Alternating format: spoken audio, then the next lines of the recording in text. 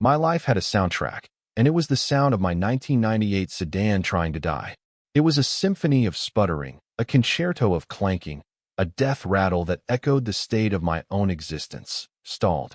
For 2 years, I'd lived in this small, quiet town, working a remote graphic design job that paid just enough to cover rent on my shoebox apartment and keep my geriatric car vaguely operational. I was an island, my connections to the world filtered through a screen, my social interactions limited to the cashier at the grocery store, who always looked a little sorry for me. Loneliness was a low-grade fever I'd learned to live with. The car, a faded green relic I'd named the Albatross, was my only link to the world beyond my front door, and it was a deeply unreliable one. Every turn of the key was a prayer. Every unfamiliar noise was a spike of pure, cold anxiety. I babied it, coaxed it, pleaded with it. But its tired metal heart was giving out. I knew it. I felt it in the shudder that ran through the chassis when I idled at a stoplight, in the pathetic whine it made going uphill. It was a mirror, a rattling, rust-flecked mirror of my own inertia. Then, one Tuesday, the music stopped. Not with a bang, but a wheezing, pathetic sigh. I was on the far side of town, the one street that had more trees than houses, when the Albatross gave up the ghost. One final, mournful clunk, and then silence. A profound, damning silence. I tried the key. Nothing. Not even a click. Just the hollow feeling of being utterly and completely stranded. My phone had 11% battery. A quick search for a tow truck led me to one name I didn't recognize, a local place called Grant's Garage. It was the closest. It was my only option. An hour later, a hulking flatbed truck arrived, driven by a man who moved with an economy of motion that was almost mesmerizing. He was tall, solid, with broad shoulders that strained the fabric of his grease-stained navy blue work shirt. He didn't say much. He just assessed the situation with a calm, steady gaze, his eyes a startlingly clear shade of blue against the grime on his face.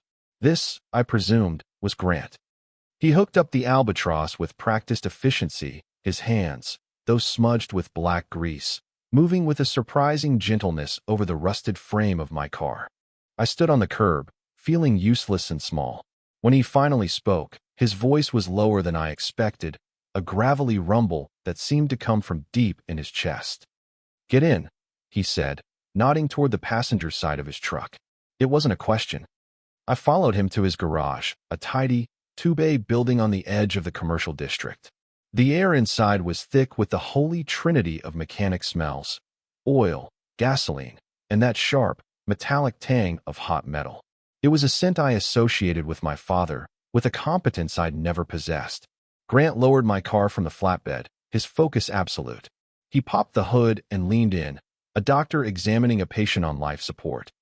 I hovered nearby, wringing my hands. Is it bad?" I asked, my voice thin.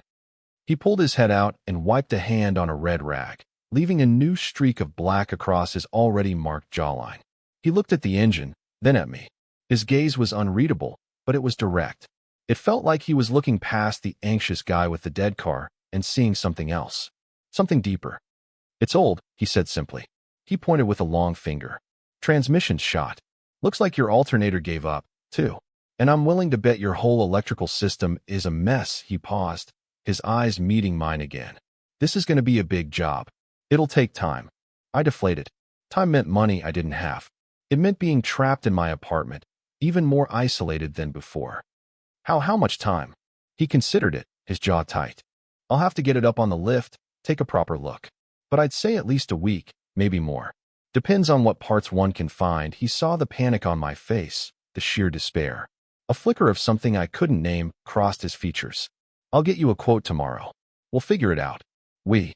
The word hung in the air between us, a strange and unexpected offering. The next week was a lesson in protracted observation. My apartment was only a 10-minute walk from the garage. Stripped of my automotive mobility, my world shrank, and the garage became a landmark, a point of pilgrimage. My morning walk for coffee took me right past it. My afternoon walk to escape the crushing silence of my apartment did the same. And I always slowed down as I passed. From the opposite side of the street, I watched him. Grant. He was a study in controlled force.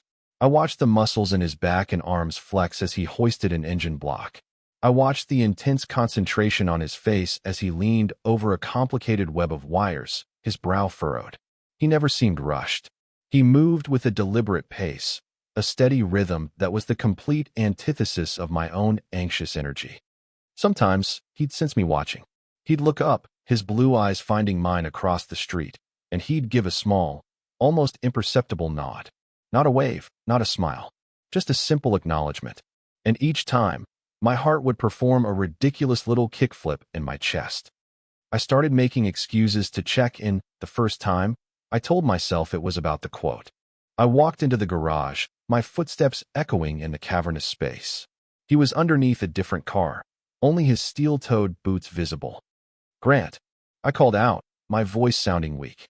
He slid out on a creeper, blinking in the light. He sat up, wiping his hands on the ever-present red rag. The scent of him, that mix of soap and motor oil, was stronger up close. It was clean and dirty all at once. Masculine. Grounding. "Leo," he said. He remembered my name. My stomach did another stupid lurch. Just, wondering about the quote. I stammered, feeling like a fool. He stood, towering over me. "Wrote it down for you." He walked over to a cluttered metal desk and picked up a piece of paper. The number was high, but not as apocalyptic as I'd feared. He'd broken it down, item by item, his handwriting a surprisingly neat, blocky print. "I know it's a lot," he said, his voice low. "We can work out a payment plan. Don't worry." There was that word again. "We." I mumbled my thanks and fled, my cheeks hot. The next day, I went back under the guise of asking if he'd found a transmission yet. He was wrestling with a particularly stubborn bolt on my car, which was now elevated on the lift, its guts exposed. "Not yet," he grunted, giving the wrench a final, mighty heave. The bolt groaned and gave way. He let out a breath of satisfaction. "Gotta find a specific match for this model." Called a couple of yards. Nothing yet. He looked down at me, a smudge of fresh grease on his temple. "You walk over here?" "Yeah. It's not far." He just nodded, his gaze lingering for a fraction of a second too long. Or maybe I imagined it. I was a professional at imagining things. My entire romantic history was a catalog of imagined glances and misinterpreted signals. Why should this be any different? He's a mechanic. You're a customer. Stop it. My internal monologue was a relentless, sarcastic critic. The meaningful touches started on day 4. I'd brought him a coffee, a pathetic excuse to see him. It felt like a high school crush, and I was 31 years old. He took it from me, his calloused fingers brushing against mine. It was nothing, a fleeting contact, but it felt like an electric shock. His skin was rough, warm, and real. I snatched my hand back as if I'd been burned. He didn't seem to notice. Or he was a master at pretending not to. He took a sip of the coffee. "Thanks. This is good. It's just from the diner," I said, my voice breathy. He was explaining something about the alternator, pointing up into the complex machinery of my car's underbelly. I leaned in, trying to follow his explanation, but all I could focus on was his proximity. The warmth radiating from his body, the scent of him, the low rumble of his voice. To steady me and point out a specific wire, he placed a hand on the small of my back. It was a casual, guiding gesture. It meant nothing.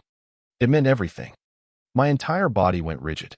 The heat of his palms seeped through the thin fabric of my t-shirt, a solid, grounding pressure that made my knees feel weak. It lasted for maybe 3 seconds, but my brain cataloged every microsecond of it. The weight of his hand, the slight texture of his calloused skin, the way it made the lonely ache in my chest quiet for a moment. Then he removed it, and the absence was a cold shock. I stepped back, mumbling something incoherent about having to get back to work. I practically ran out of the garage, my heart hammering against my ribs. I was overthinking. I was reading into things. This was what I did. I built entire castles of hope on foundations of sand, only to watch them wash away. But his touch had felt different. It felt deliberate. The call came on a Friday afternoon. It was Grant. Hearing his voice on the phone, that low, gravelly timbre, sent a ridiculous shiver down my spine. "Leo, it's Grant. Hey, any news?" I asked, trying to sound casual. "Good and bad. Good news is I found a transmission. Only one I could track down in a 50-mile radius. Bad news is, it's at a pick-and-pull yard out past Covington. That's an hour away," he paused. "And my truck's in the shop today. Irony, right? Just getting the brakes done." My mind raced. Oh, so we have to wait until Monday. There was another pause, longer this time. Well, he said, and I could almost hear the gears turning in his head. I was thinking you got that rental? I'd caved and rented the cheapest, smallest car available after the 5th day of being stranded. It's more of a go-kart, but yeah, I said. You willing to take a drive? He asked. We could go get it this afternoon. Be quicker than waiting for them to ship it. My heart did a slow, heavy thump. An hour in a car with him. An hour out, an hour back. It was terrifying. It was exhilarating. Yeah, I heard myself say, my voice sounding surprisingly steady. Yeah, I can do that. An hour later, he was standing outside my apartment building. He'd changed out of his work clothes into a clean pair of jeans and a simple gray t-shirt that stretched across his chest. He'd washed his face and hands, but a faint line of grease still clung stubbornly to his cuticles. He smelled of soap and something else, something faintly woodsy and clean. His cologne, maybe. It was intoxicating. We drove in near silence for the first 20 minutes. The rental car was comically small for him. His knees were practically pressed against the dashboard. I was hyper-aware of everything. The way his hand rested on his thigh, fingers tapping out a silent rhythm. The way he looked out the window, his profile strong and stoic against the blur of passing trees. The space between us felt both vast and tiny, charged with an unspoken energy. I was drowning in my own head. Say something. Anything. Don't be weird. You're already being weird. Finally, he broke the silence. You're not from around here, are you? The question was simple, but it felt like an opening. Is it that obvious? I tried for a light tone. He turned his head to look at me, a small smile playing on his lips. You have that city look. Like you're always braced for something to happen. I laughed, a short, nervous sound. I guess I am. Old habits. What brought you out to a place like this? He asked, his gaze returning to the road. The quiet, I admitted, the truth slipping out before I could stop it. And the rent. Mostly the rent. He nodded, accepting that. It's quiet, all right. The junkyard was a sprawling graveyard of metal. Cars were stacked 3 high, their windows smashed, their bodies rusting into the earth. It was strangely beautiful and deeply sad.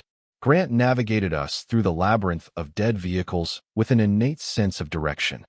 It's back here, he said, pointing toward a row of sedans identical to mine. We spent the next hour working together. He had the tools, and I was the gopher, the extra pair of hands. I held wrenches, passed him sockets, and tried not to get in the way. It was hot, dirty work. Sweat trickled down my temples, and my clean clothes were soon streaked with rust and dirt. But something shifted between us. The awkward silence was replaced by the easy language of a shared task. Grunts of effort. Short, direct requests. The clatter of metal on metal. At one point, he was lying on his back under the donor car, trying to unbolt the transmission. Damn it, he muttered. Can't get the right angle. Leo, can you get on the other side and hold this bracket steady for me?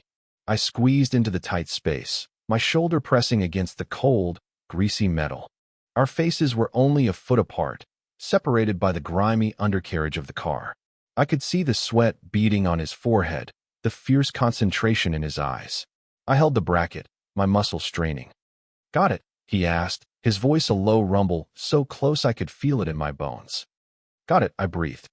He gave a powerful twist of the wrench, and with a final, screeching groan, the bolt gave way. He let out a sigh of relief, his body relaxing. For a moment, we just stayed there, him on his back, me crouched beside him, our breathing a little heavy in the close, hot air. He looked at me, and the intensity was gone from his eyes, replaced by something softer, something vulnerable. You ever think about what happens to things when they break? He asked, his voice quiet. People just throw them away. But most of them can be fixed. They just need someone to take the time. He wasn't just talking about cars. I knew he wasn't. My heart felt like it was going to beat its way out of my chest. Here, in this cathedral of broken things, he was showing me a piece of himself. He was the kind of man who saw value where others saw scrap. The kind of man who had the patience to fix what was broken. The drive back was different. The silence was comfortable now, filled with the satisfaction of our shared victory. The heavy transmission was in the tiny trunk, and the sun was beginning to set, casting long shadows across the road. We'd bought greasy burgers and thick milkshakes from a roadside stand, and we ate them in the car. It felt domestic, normal, something I hadn't felt in a very long time. As we pulled back into town, I felt a wave of sadness. This was ending. Soon, my car would be fixed, and my excuse to see him would be gone. I'd go back to my island, and he'd go back to his garage. The thought was a cold, hard knot in my stomach. By Monday evening, the car was almost done. I knew because I'd done my pathetic walk-by and seen him lowering it from the lift. I spent the next few hours pacing my apartment, a war raging in my head. Just let it go. Pay the man and walk away. Don't make it weird. But the memory of his words in the junkyard, of his hand on my back, of the shared silence in the car, they wouldn't leave me alone. I had to know. Around 9 o'clock, I made a decision. I walked to the diner, bought 2 coffees and a slice of apple pie, and headed to the garage. The main bay doors were down, but a light was on, spilling out from the small office window. I tapped on the glass. Grant opened the door, looking surprised to see me. He was cleaning his hands at a large industrial sink, scrubbing at the day's grime with a gritty orange soap. The smell of it filled the small room. "Leo," he said, his voice softer than usual. "Everything okay?" I saw the light on. I stammered, holding up the coffee and pie as evidence. "I figured you were working late. Thought you might want this." He dried his hands on a surprisingly clean towel, his eyes never leaving my face. He took the offerings from me, his fingers brushing mine. This time, I didn't pull away. I let the contact linger, a silent question. "Thanks," he said, placing them on his desk. "Was just finishing up the paperwork on your car. She's ready to go. You can pick her up in the morning." My stomach plummeted. It was over. The end. "Oh, great. That's great." My voice was hollow. He leaned back against the sink, crossing his arms over his chest. The gray t-shirt tightened, defining the solid muscle beneath. He just watched me, his expression unreadable, his blue eyes searching my face. The silence stretched, thick and heavy with everything I couldn't say. "You're not just worried about the car, are you, Leo?" he asked, his voice a low, knowing rumble. The question hit me like a physical blow. It was too direct, too perceptive. I had nowhere to hide. My carefully constructed walls of casual concern crumbled to dust. I stared at the scuffed concrete floor, my cheeks burning. "I don't know what you mean," I mumbled, the lie tasting like ash in my mouth. He took a step closer. The air crackled. I could smell the soap on his skin, the faint, lingering scent of motor oil in his hair. He was so close I could feel the heat of his body. "I think you do," he said softly. He reached out, not to touch me, but to gesture vaguely toward the garage bay where my car sat, whole again. "I work with engines all day. You learn to listen, not just to the rattles and the pings. You listen to the silence. You listen for what's not working right." He took another step. We were inches apart now. I had to tilt my head back to look at him. His gaze was intense, unwavering. "I heard your car the day it came in. Sounded tired, worn out, ready to quit." He paused, and his eyes softened. "Then I heard you. You sound the same way." My breath hitched. I couldn't speak. I couldn't move. He saw me. He saw right through me. He lifted a hand, and for a terrifying second, I thought he was going to push me away, to put a stop to whatever this was. Instead, he gently cupped my jaw, his thumb stroking the line of it.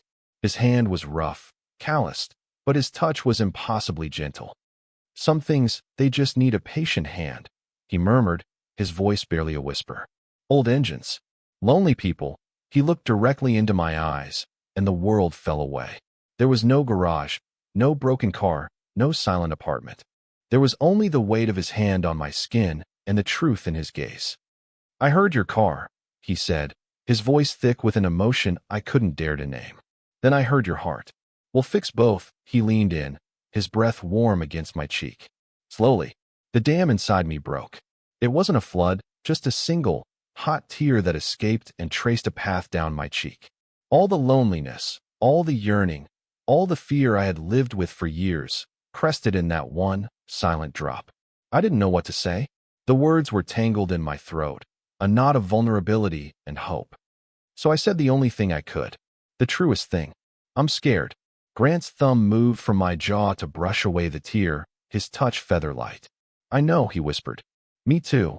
And then he was leaning in, and there was no more time for thought, no more space for anxiety. His lips met mine. It wasn't a kiss of passion or demand. It was a kiss of certainty. It was slow, and it was deep, and it was honest. It tasted of coffee and soap and the faint, metallic tang of his work. It was a kiss that didn't take, but gave. It was a promise. The feeling of his mouth on mine was like a key I'd been searching for my whole life, sliding into a lock I didn't even know I had. It wasn't a sudden fire. It was a slow, spreading warmth, chasing the chill from my bones. He pulled back, just enough to rest his forehead against mine. I kept my eyes closed, memorizing the feeling of his rough skin against mine, the sound of our mingled breathing in the quiet of the garage. "See," he murmured, his voice a low vibration that I felt through my whole body. Not so broken. I opened my eyes. His were right there, inches away, clear and steady. The unreadable expression was gone, replaced by a raw, open tenderness that made my breath catch. In that moment, I felt more seen than I had in my entire life. We didn't say anything else. We didn't need to. He laced his fingers through mine, his large, warm hand engulfing my own. It felt right. Solid. He led me out of the office, turned off the light, and locked the door to the garage. He didn't let go of my hand as we walked out into the cool night air. The street was empty, the town asleep. It was just us. My heart, for the first time in a long time, was beating a steady, calm rhythm. It didn't feel like it was about to give out. It felt like it was just getting started. The walk to my apartment was a silent, dreamlike journey. His hand in mine was an anchor in a world that had suddenly tilted on its axis. When we reached my building, we stopped under the dim glow of the porch light. The awkwardness I had anticipated, the moment of what now, never came. He finally let go of my hand, and a pang of loss shot through me. But then he just looked at me, that same soft expression in his eyes. "Get some sleep, Leo," he said. "You too," I managed to say. He gave me one last, lingering look, then turned and walked away into the darkness, his footsteps receding until they were gone. I stood there for a long time, my fingers tingling where his had been, the taste of him still on my lips, before I finally went inside. I didn't sleep. I lay in bed, staring at the ceiling, replaying every moment.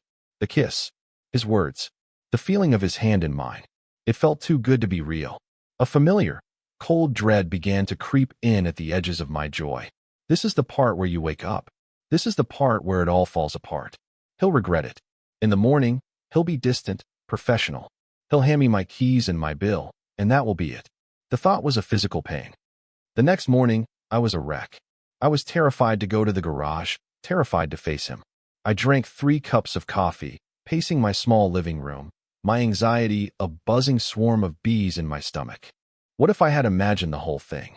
What if the intimacy was just a product of the late hour and the enclosed space? I was an expert at self-sabotage, and my brain was working overtime. I decided to wait. I'd give it a few hours. Maybe he'd call. Maybe he wouldn't. Each passing minute of silence was another piece of evidence for the prosecution in the court of my own mind. See, he's avoiding you. Around 10 o'clock, there was a knock on my door. My heart stopped. It couldn't be. I crept to the door and looked through the peephole. It was him. Grant. He was just standing there, holding a cardboard box from the bakery down the street. He was wearing his work clothes again, a fresh smear of grease already on his forearm. He looked solid and real and utterly terrifying. I took a deep breath and opened the door. He didn't smile, not exactly, but the corners of his eyes crinkled. "Figured you might want coffee," he said, his voice that same low, steady rumble. He held out the box. "And donuts." They were out of apple fritters. I stared at him, then at the box, then back at him. My throat was tight. He wasn't distant. He wasn't professional. He was here, at my door, with donuts. You didn't have to do that," I stammered. "I wanted to," he said simply. He looked past me into my apartment. "Your car's ready, by the way." I brought the keys. He held up his other hand, and there they were, my old, familiar keys, dangling from his fingers next to a new, shiny fob for the garage. I didn't move. I was frozen by a fresh wave of fear. Not of him, but of this, of letting someone in.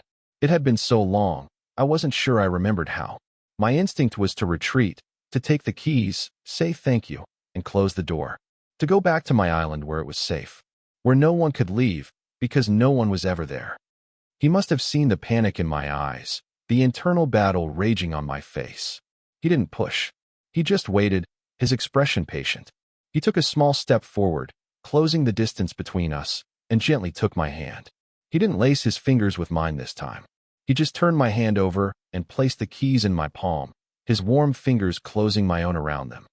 "It's okay to be scared, Leo," he said, his voice soft. "But you don't have to be alone." His words were the reassurance I didn't know I desperately needed. He wasn't running. He was standing his ground. He was offering me a choice. I could take my keys and go back to my life, or I could take a breath and let him in. I looked down at the keys in my hand. They felt heavy, like a decision. Then I looked up at him, at his steady blue eyes, at the man who saw broken things and knew how to make them whole again. I made a choice. I stepped back and opened the door wider. "Do you want to come in?" A slow, genuine smile finally broke across his face, transforming his stoic features. It was like the sun coming out from behind a cloud. "Yeah," he said. "I'd like that." He stepped inside, and my tiny apartment immediately felt smaller, warmer, and infinitely less empty. He set the box of donuts on my small kitchen counter, the smell of sugar and coffee filling the air. It was such a simple, domestic act, yet it felt monumental. We didn't talk about the kiss. We didn't talk about what this meant or where it was going. We just stood in my kitchen and drank coffee and ate donuts. He told me about a stubborn pickup truck he was working on, and I told him about a frustrating design client. It was easy. It was normal. The buzzing anxiety in my stomach slowly quieted, replaced by a calm, hopeful warmth. Later, we sat on my tiny, postage stamp-sized balcony.